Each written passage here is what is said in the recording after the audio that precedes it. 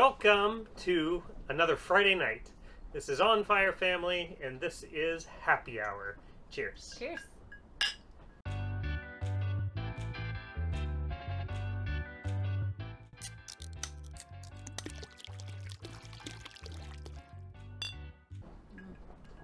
Well, to catch you guys up, we are on schedule, despite some things that threatened the schedule. It was touch and go there.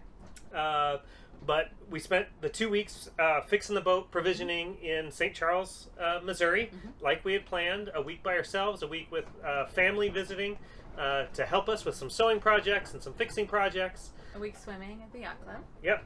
And then we started moving, and we intended to move with a captain, hired a training captain that would move us to Chicago while training us to know our boat, to know how to communicate as a family, and get us here safely. And so we are here in Chicago. And that's what we did. Not the clearest day to see the city skyline behind us, but you can make out some of the buildings probably. Yeah. So we achieved our goal. We made it. But it was an exhausting, grueling week. Our brains are full. It was overwhelming. So we are so thankful for our captain. So we connected with Captain Jeremy, who we Found through Captain Carl. through Captain Carl at the helm yacht delivery, and he is an excellent training captain, delivery captain. I wouldn't hesitate to recommend him to anybody that's looking for training or yacht delivery. It was really a great experience. Fishing with the kids and good teaching everybody chemistry with our family. Whenever you invite somebody to live with you for 5 days in a tiny space, you always wonder how that's going to work out, but it worked out really, really well. And I mentioned last week that I can't tie a knot, but this week I can. Yep. So he went through the basics, yacht handling, knots, communicating on the VHF, some specifics about our boat. He was good with mechanical systems. He helped me through checking all of our sea strainers and ray cores and all the things to make sure that our boat was even ready for the journey. So when he arrived on a Monday. We spent the rest of the day just checking the boat out. We needed a pump out, so we got some docking practice there. And then we went for a shakedown cruise for about an hour and a half to run the boat through its paces, make sure it was ready to start bright and early the next day. We rechecked some things in the morning, our normal engine checks and such, and then we hit the river. So a short stretch down the Mississippi River, left turn up the Illinois River, and we spent the day on the first day. We hit our first lock, so we got locking practice right out of the gate. Yes. And LaGrange was our first lock that we came to, and went smoothly. We anchored out the first night. We anchored out the whole way. Yeah, 2 nights of the 3. Oh, that's right, 2 of the 3. So, and that was great because that's an anxiety. When you anchor by yourself with new ground tackle, it's good to have an experienced captain to kind of show you the ropes, so to speak, and that was a huge blessing. So that first night, beautiful sunset, beautiful sunrise. I'll just remember grilling sausages, listening to Jimmy Buffett that first night after a long day on the river. It was really amazing. A nerve-wracking kind of a place to be anchored in because it was between the main channel and then like an entrance into like around an island, but it was so shallow there that there was no traffic there, but you just felt like you were in the middle. But I slept like a baby. Yeah, I think everybody was tired from the journey and slept well. The boat performed well. We have an inverter, so the batteries performed well. Everything was perfect for the first night on anchor. We got up early the second day because we needed to make a lot of miles and hit another lock. And there was some sketchy stuff. So the first day, when Captain Jeremy arrived, the Illinois River was actually closed. A barge had sunk at Peoria. And so not the barge, the tug. Yeah. And so it was sunk in the Narrows, which is impassable. So the whole river was shut down. You couldn't get by, and they were thinking that it wouldn't even be open until around now, 2 weeks later.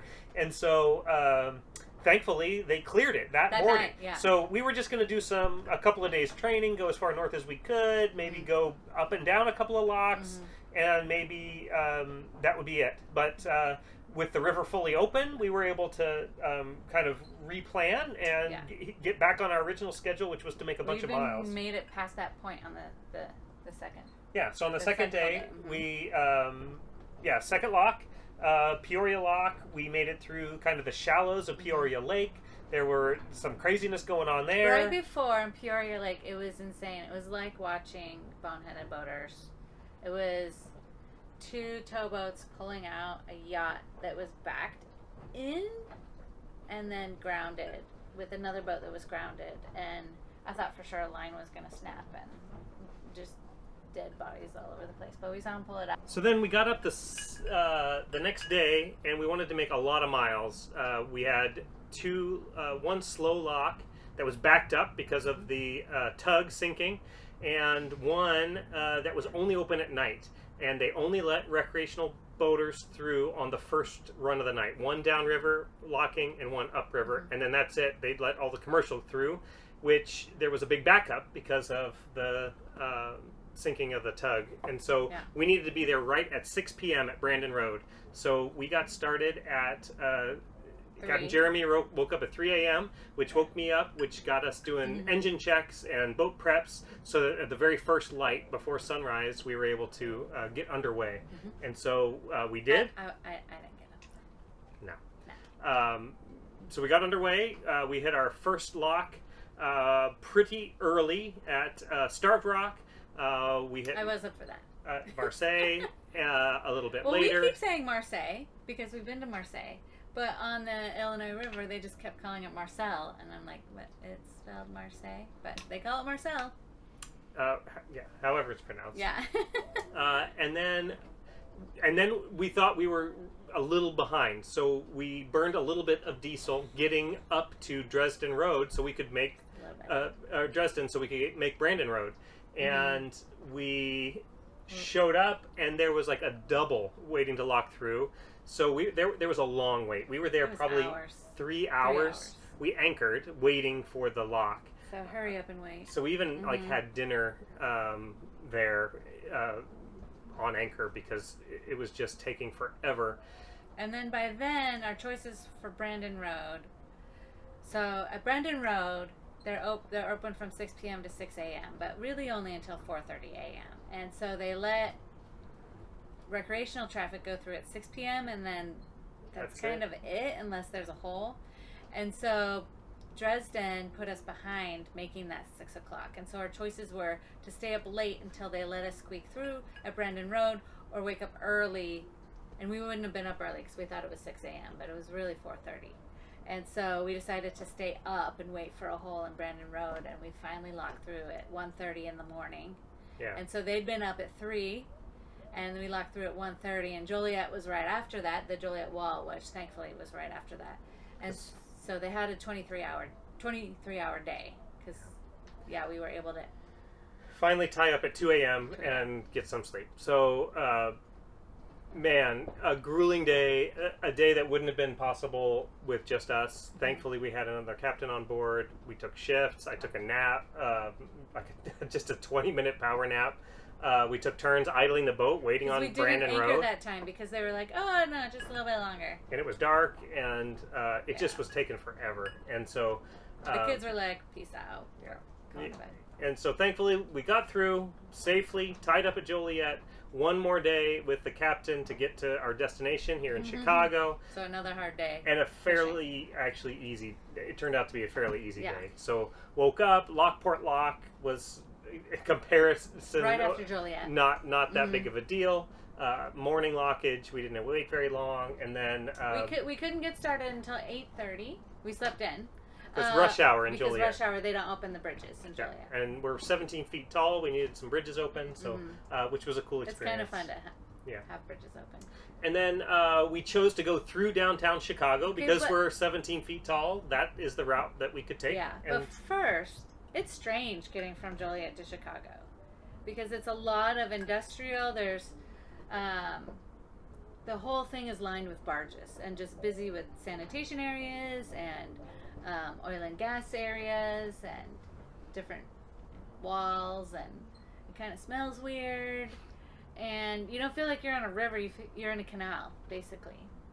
and then you make the choice to go around in the CalSag, which if you're taller you need to go through, and then if you're under 17, you can go through downtown Chicago. And so we took down our anchor light, and that's what we did, and it was so worth it. And we just needed one bridge to open, and they were having a malfunction, so the they had to send the Amtrak bridge. Yeah, electricians had to come out and open the bridge for us, which was a small delay, but we were able to get through relatively quickly, and then it was smooth sailing all through downtown. And I mean, we had Jeremy do it because although we had we thought we had this much room, but it was probably more like this. Yeah, but I climbed up and watched the radar and made sure how much clearance we had, and we still don't exactly know the height of the water, if it's high water, low water.